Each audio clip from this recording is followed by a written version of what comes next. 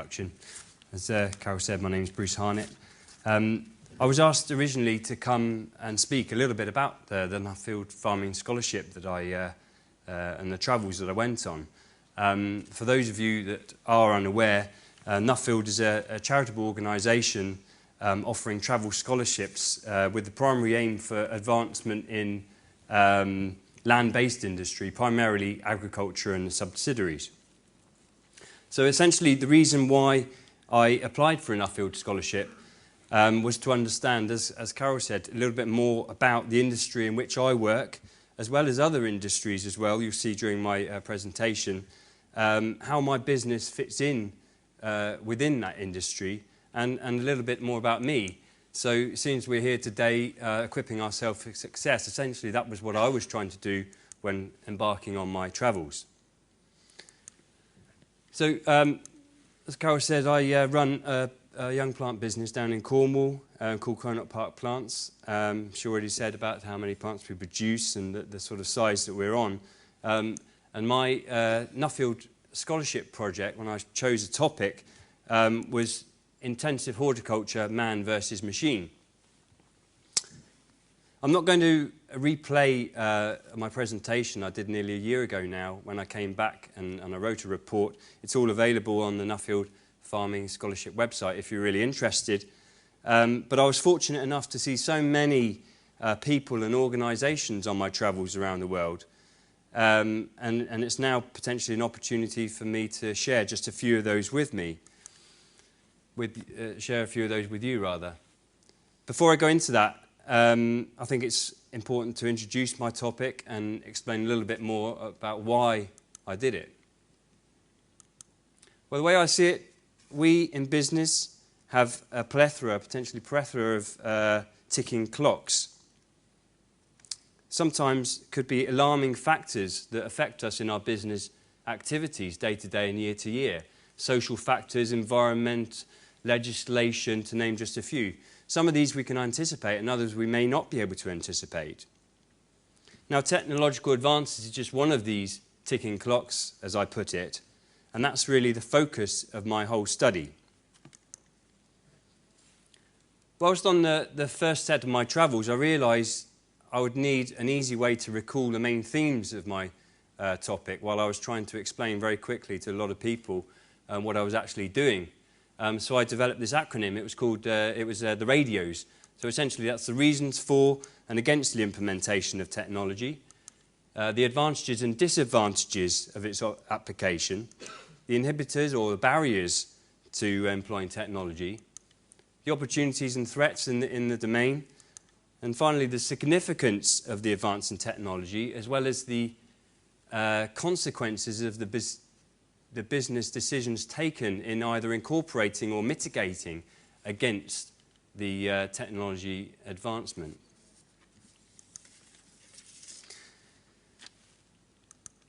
During my travels, I wasn't seeking a holy grail or a eureka moment necessarily, but I was essentially given a great excuse to go and pick the brains of hundreds of people in over 90 brilliant organisations that I visited around the world. You can see here, started with Holland, Japan, Israel, America, Canada, and I came back and travelled a little bit again in Europe. So what I'd like to do today, as I say, is maybe just share with you some of the key findings, a few snippets, some of the assumptions that I made and conclusions that I've taken home from some of these brilliant people that I saw. First, I focus on the RAD part of my acronym there, the radios, the reasons, advantages and disadvantages for employing technology. So I introduce you to John. John runs a company called Vitro Plus. They are a foremost producer of ferns in the world. They propagate ferns from seed. And one of his key reasons for adopting technology was, unsurprisingly, the rising costs in labour.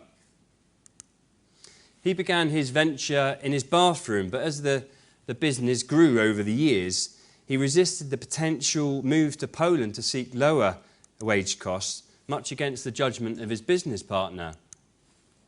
Now, John wanted to stay in his hometown in the Westland of Holland, and being able to do this, he had to really incorporate a lot of the technology that you now see in his laboratory company.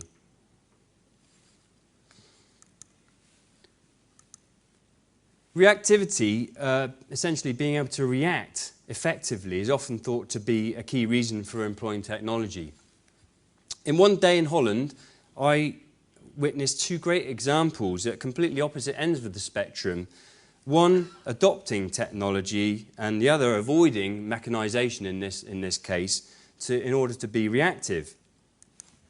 Marcel runs a pot rose company called Nalina in Holland, and he showed me around his nursery, and he described how he couldn't work if he wasn't for the automated mechanised systems on his nursery. He has to respond to great deals of volume.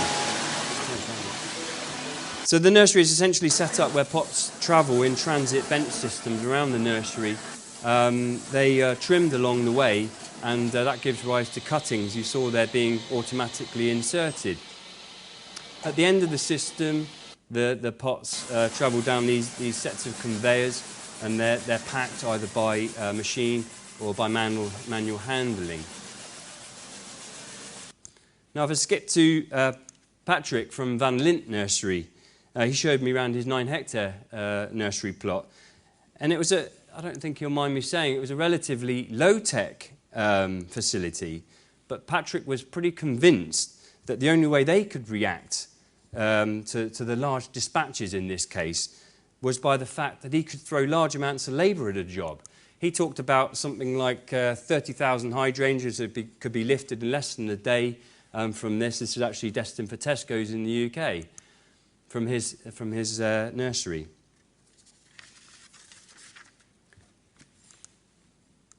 This is William. He's head of R&D at Florensis in Holland. Now, one reason for employing technology across their young plant nursery was to assist the speed and precision of their whole operation. The nursery is set up really with their reusable trays for ease of movement around the nursery, and also for the dispatch area, which I could only really describe in my report actually as looking a little bit like Terminal 5 Heathrow baggage area. So they move and apportion the trays according to QR codes that you see here, and they travel down these conveyors, and they're segmented off onto the different trolleys, and each of those trolleys is sent through one of these nifty trolley scan portals, and that can identify whether they've got any mistakes on that particular trolley. So again, it's all down to the precision. Israel now, and this is dates. I had a nice visit to a company called Kernock. They produce and pack dates in the Arava Valley part of Israel. Now, they are packing these dates, including the well-known medjool. You may have seen these at Christmas, and usually you don't eat half of the box. There we go. So, but what they found is the problem for them, before they invested in their picking and packing sorting system, was that they simply couldn't pack the dates quickly enough to react to the time that they were going to be harvested. So it wasn't able to maintain the freshness that they were able to do so after they invested in this system. So quality and freshness was certainly improved. So now I move on to some of the key inhibitors of technology that I found.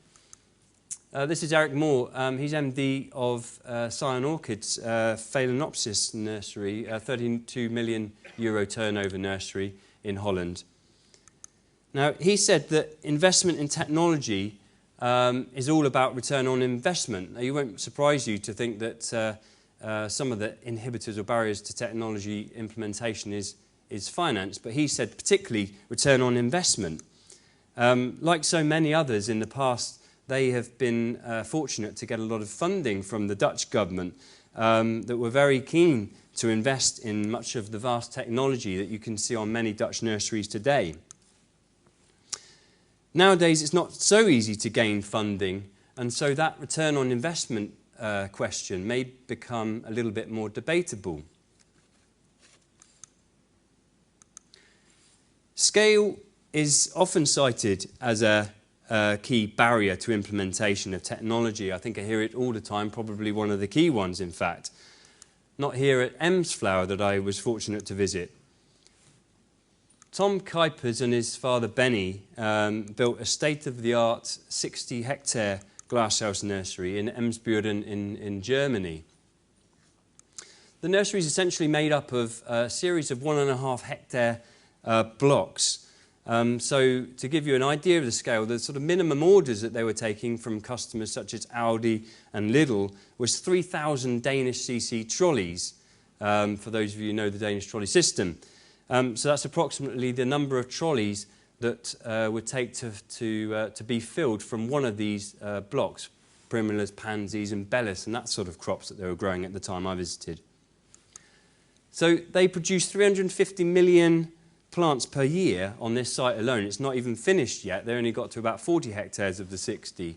An incredible place, and it's probably a highlight of one of the highlights of my trips around the world, because it showed and demonstrated so many low and high-tech methods, reasons for, against, and inhibitors and opportunities.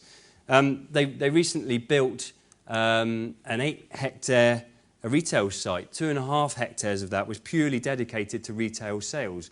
Half of that was plants alone. It was just an incredible place to go to. It doesn't stop there. They also incorporated a tourist attraction in their nursery.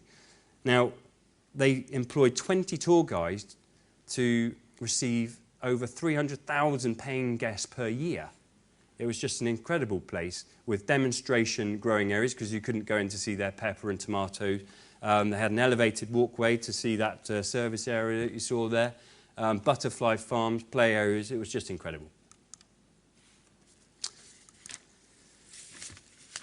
The situation, or more commonly, the topography is probably the key thing in the situation. The lie of the land can be influential in the application of technology. Now, this is where I'm from, the Tamar Valley. This is considered a hill, a little tricky to work on and potentially put any sort of mechanisation, you'll probably agree. In contrast, I visited Van Sonnenkoot, a tree and a shrub producer in Holland, and Jim here told me and described his problems when he was dealing with this as a hill. This is after he's flattened it. It's about a 1-degree slope from one side of his nursery to the other. So once he had finally flattened his site, obviously incorporation of mechanisation here wasn't a particular problem. A very impressive nursery indeed.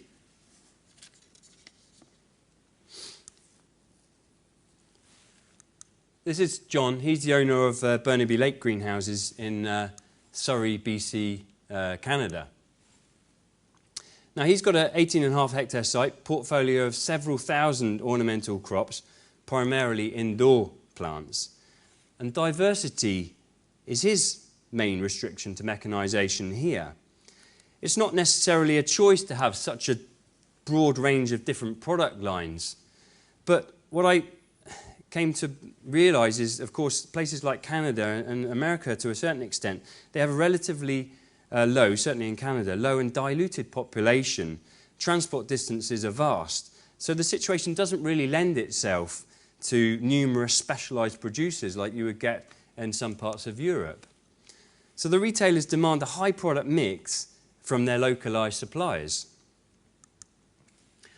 The same was true at both Gerton's and Bergen's nursery that I visited while I was in Minnesota in America.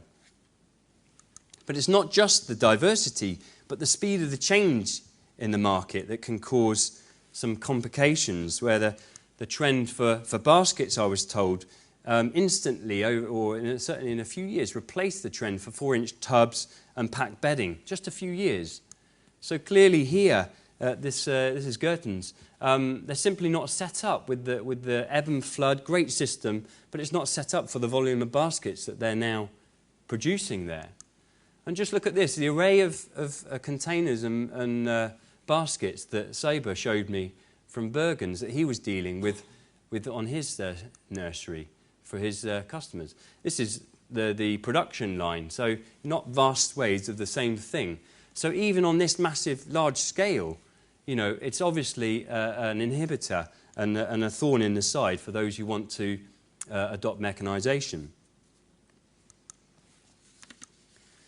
Hygiene is another restriction I noted. Rafi Cohen, a herb producer in the Jordan Valley, he felt that machinery would not be as hygienic as his manual harvesting methods. The risk of transfer of disease, in his opinion, would be far too high. This is some basil destined for Russia, I believe. Hygiene and environment played another, was another restriction I noted in Israel. Cohen Nursery is based near Ashdod, not far from Tel Aviv. Asaf, the guy, the second from in the middle there, he explained how the houses have to be split in order to allow for sufficient ventilation. Of course, it gets up well above 40 degrees in summer, so they need to keep the plants cool. Now, for each of these units, they operate a high level of sanitation in order to prevent the risk of spreading, particularly virus and bacteria, specifically on crops he was doing, petunias and nemesia in particular. So this poses as an issue for implementing technology. Years ago, they used to have a nearly automated trolley system that used to go around the nursery picking up the cuttings that were harvested from these cutters. About 120 million cuttings on the nursery. Used to go around automatically, pick them up, aided the speed and everything. But of course, with the adoption of these hygiene policies and also the discrete units, it really doesn't allow itself to be able to be used anymore.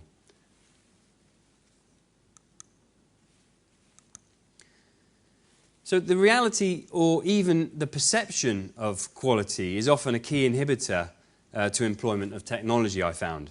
This was particularly in evidence, I thought, on my visits to Japan, where the spirit of tradition is very strong. Here at Iwamura Brewery, it's a family business that was established in 1787 and has always prided itself on producing premium sake with the ultimate clarity and aroma. So George here showed me around. It was quite an impromptu visit. I hadn't arranged it, but he was kind enough to show me around his brewery. And I told him a little bit about what I was doing, so he was obviously wanting to show me his technical stuff. And he showed me one of his vats, the fermentation vats for the rice. And he did have automated paddles to stir it from time to time, but he would often prefer to do that by hand because he felt that it was so critical not to damage the rice in these particular instances. Similarly, the washing process to help remove the protein coat on the rice, he felt could be more mechanised, but he believes that the human eye, or a trained human eye at least, can detect the subtle colour changes to wash the rice to precisely the right levels. Again, on that perception factor, here's Hiroaki from Oz Farm, also in Japan. I was shown around his farm and factory where they process green tea for a cooperative of 46 farms in the area. The first cut, fresh, hand-picked tea leaves, of course, are superior to those harvested by machine later in the season and can command a premium. To give you an idea, the most expensive tea leaves are hand-picked and also hand-processed and can fetch as much as 1 million yen. It's about £7,500 per kilogram. It takes approximately 3 hours just to process just a few kilograms. Now that, of course, wasn't what I was seeing being processed in the factory that Hiroaki showed me around. In comparison, the cheapest late-season leaves might only achieve 300 yen per kilograms. This is the buyer from Kenmin, one of his key buyers, testing the quality of the processed tea. So whilst it was clear to me that technology can provide many benefits, I was reminded on several occasions on my travels that we shouldn't go blindly into some sort of techno binge to incorporate technology left, right and centre in our production facilities. There are limitations to the usefulness of technology.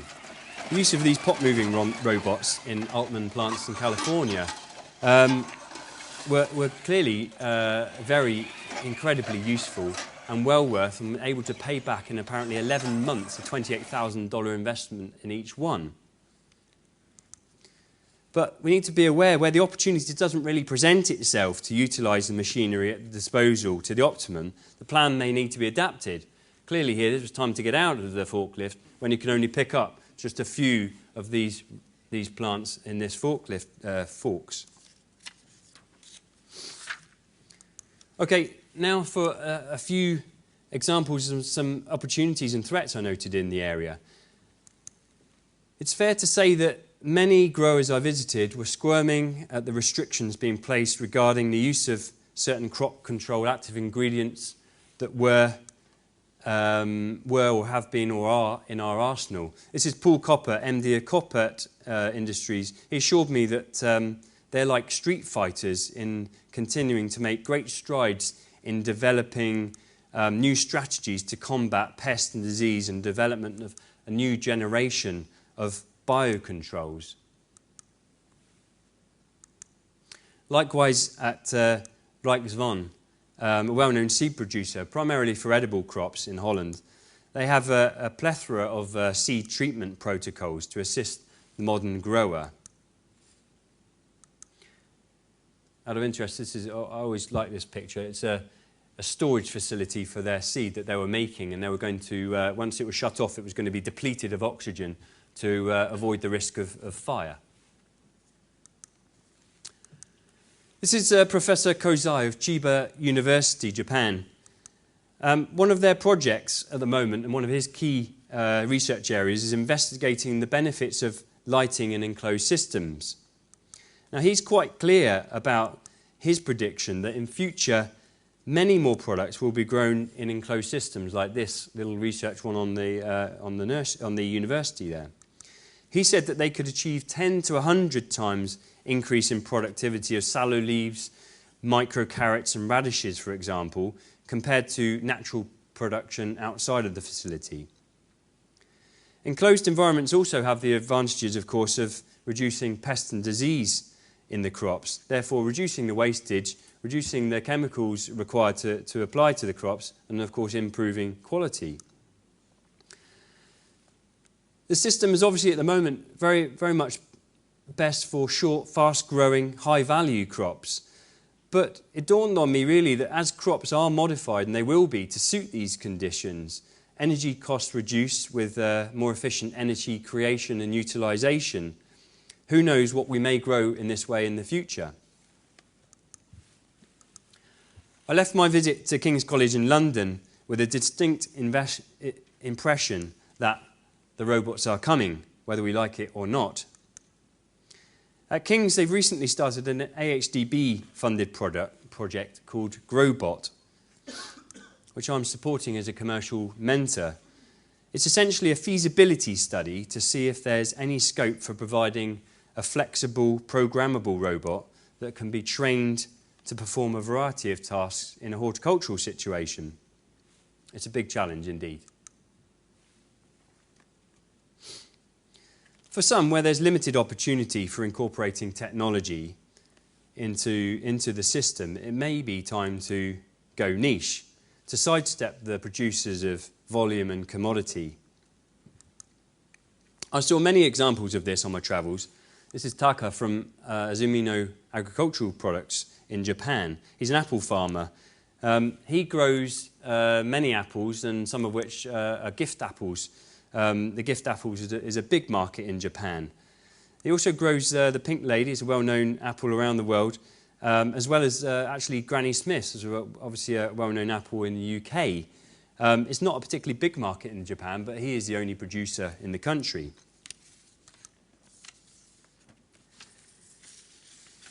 I saw some great examples of exploiting niche or alternative products whilst in Australia before I went on my travels.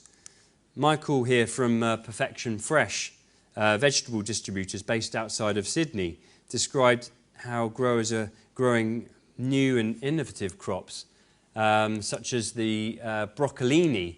Broccolini was developed as a well-known success story developed by Sakata Seed Company. It has smaller florets, longer stalks, stalks and has branding behind it. And this, the zucchini flower, once a simple byproduct of growing zucchini or courgettes, but popularised for their use in cooking all over the world now, following the Greek and Turkish traditions of stuffing anything, vegetables, flowers and leaves. Now the courgette itself would be sold at wholesale for approximately 2 to 5 Australian dollars in this instance, and the flowers can sell for up to 20 times that value, 25 to 100 Australian dollars per kilograms. So it's a short shelf life product, but great for local producers who are close to the market. Terry from Bailey's Nursery, again in Minnesota, reminded me never to forget that people are key in any organisation. This is Terry here. No matter whether it's possible to embrace technology or not, she suggested to me that we must not forget, we must invest in people, encourage and incorporate ideas from the team. If the correct decisions are made, it's likely that the principles of Jidoka that I saw in action at Toyota in Japan will be followed. Jidoka essentially translates as automation with a human touch. Now this is a simple philosophy for any company striving for the perfect harmony of man and machine.